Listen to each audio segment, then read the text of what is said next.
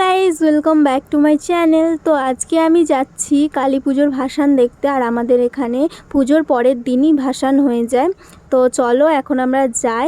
এবার তারপরে আমরা কিছুক্ষণের মধ্যে চলে আসলাম। এই যে এখানে ভাসান হচ্ছে দেখতে পাচ্ছ, আর আমি অনেক লেটে গিয়েছিলাম বলে প্রায় এখানে 50% ঠাকুর ভাসান হয়ে গিয়েছিল।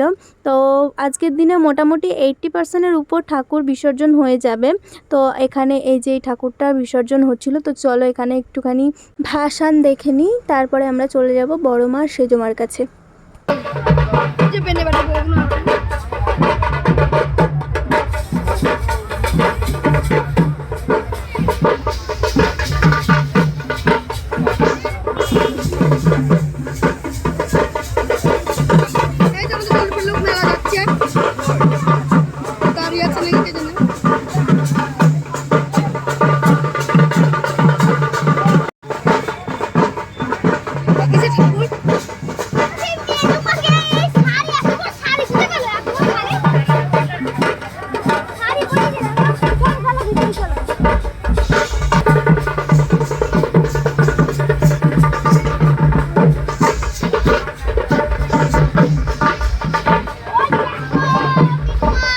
এরপরে আমরা চলে যাচ্ছি, এই দেখো দেখতেই পাচ্ছ বড় মা সেজমা এখানে দাঁড়িয়ে আছে।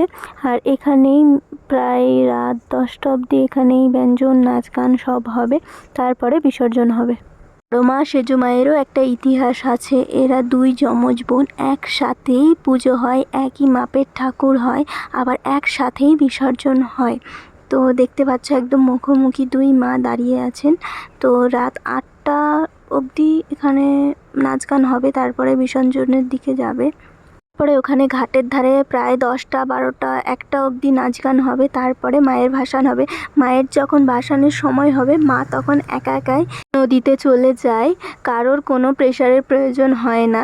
তো তারপরে আমরা এখানে কিছুক্ষণ ছিলাম। আর আমাদের এখানে এই দুই মায়ের ভাসান হতে গেলে এত মারামারি ঝগড়া অশান্তি হয় কি বলবো। তার মধ্যে এখানে তো মারামারি ঝগড়া অশান্তি শুরু হয়ে গেছিলো। আর বেশিক্ষণ থাকিনি, আর তোমাদের ভাসানটাও দেখাতে পারছি না। আর এখানে অন্য আর একটা মায়ের ভাসান আসছিল, দেখতেই পাচ্ছ এখানে পুরো নো এন্ট্রি হয়ে গেছিলো। আর আমাদের এই রাস্তায় মায়ের যখন ভাসান হয় পুরো নো এন্ট্রি করে দেওয়া হয়। তো আজকের মতো এইটুকুই, আবার দেখাবে নেক্সট ব্লগে। আর সাবস্ক্রাইব করে দিও।